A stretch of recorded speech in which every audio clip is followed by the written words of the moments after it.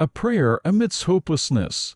Dear loving and gracious Heavenly Father, our nation is groaning under the dark shadow of civil strife.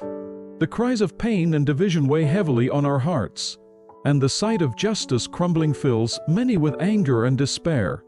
Yet, Lord, just as the prophet Ezekiel prayed by the rivers of Babylon, tears flowing but never losing hope, we also look to you in this despair.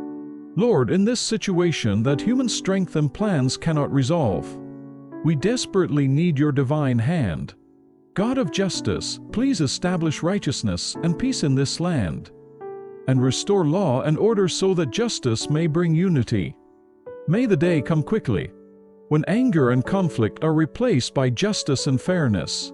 For I know the plans I have for you, declares the Lord. Plans to prosper you and not to harm you. Plans to give you hope and a future.